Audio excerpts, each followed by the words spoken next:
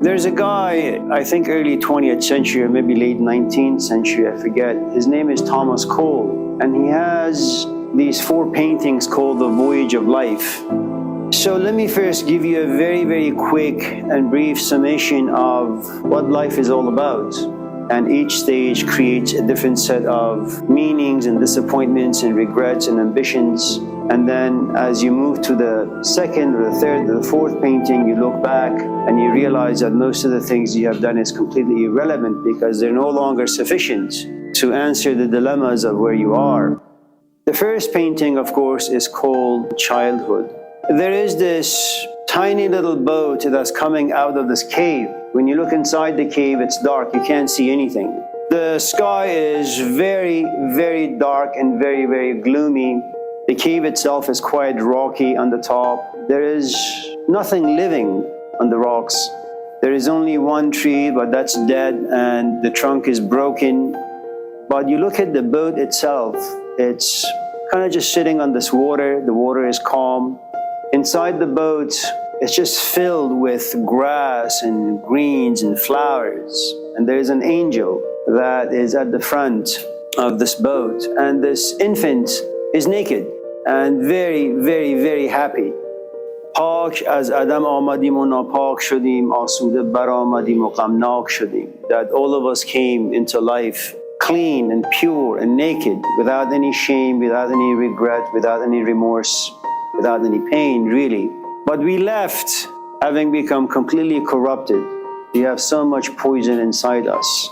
We were born into this world with calm and peace and comfort, and we left with anxiety, frustration, dread, and fear.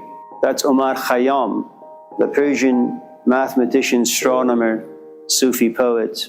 And it's an interesting thing where you can kind of summon up the entirety of life by just a couple of lines. At any event, the truth is, when you look inside the cave, it's far too dark. You can't see anything. There are no answers. There are no flashlights. There is no sun. There is nothing that's illuminating. We have no idea. Everything is just very, very confusing. And eventually, you just kind of give up. You try religion. You say, yes, God created me. I have a soul. My job is to go back to paradise. But there comes a point where you realize that, yeah, God may be there, you may have a soul, but life is really far too demanding. It just poisons your day, poisons your psyche, poisons your emotions, your body on a daily basis. You have no time for God. You have no time for prayer. And even if you were to pray, you speak to God, but there is no reply, and eventually you'll just give up. You know, it's no different than your boyfriend or your girlfriend calling you, or you call them and they don't reply. You call them again. They don't pick up, they don't reply, and after a few times you just give up. That's life. You just give up after a while. And I think the child on this tiny little boat is happy because doesn't reflect, doesn't look at the sky to see how gloomy it is, doesn't turn around to look inside the cave to see how dark it is, doesn't look inside the boat to realize that he or she is really just there by him or herself. There is no one else in life. You come alone, you come naked, you leave alone, and you leave naked. The child is in the cradle of ignorance, which is really a blessing. As long as you don't know, there is no pain. As long as you don't think, as long as you don't reflect, there are no questions to be asked. And therefore, there are no existential dreads. You have no yearning. But you see, in infancy, hopefully, if you come out of your mother and you have relatively decent parents, the waters are calm. You cry and your mom just comes to you, runs to you. Your dad comes home and you say, I saw this toy on TV on this ad. Can we go to Target and get it? You say, yes.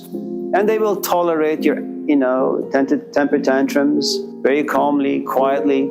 And there is something about being a child. You're just governed by intuition, by instinct. And like a nice little animal, no one needs to tell you what to do, where to go. No one forces you to like broccoli or spinach. Your taste buds are like the kingdom of God. They will tell you what something is good when something is bad. And you're just in the cradle of curiosity. The oven is hot, but you've been in the Garden of Eden. That's what infancy is. You have never experienced pain. You don't really know what it means to have a skin that's burnt. So you just approach everything innocently, casually, nonchalantly. So if you want to know why people sometimes are happy, but not temperamentally, In other words, they're not born to be positive. Their temperament is not one of optimism, but they're just casual, they're nonchalant, they're indifferent, they're happy. It's because they haven't really grown. They haven't really experienced pain, and if they have, they always look the other way.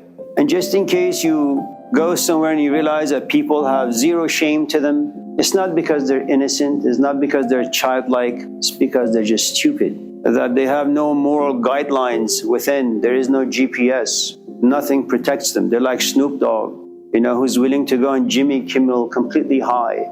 He doesn't care if a 2-year-old or a 5-year-old is watching, and there he is promoting, encouraging young people to smoke, to get high, and then get addicted by the time they're 10. There is nothing brave about that. There is nothing to be proud about that. So that's infancy, a life that's calm and a life that's governed by your intuition and instinct. And just in case you have a bad, negative experience, you forget very, very, very quickly. When your son or your daughter is 1 or 2 years of age, do an experiment. When he or she comes to you and says, "Dad, I want a hug," kick him really, really hard. No doubt your child will sit somewhat confused, perplexed, and then they'll begin to cry. Just wait.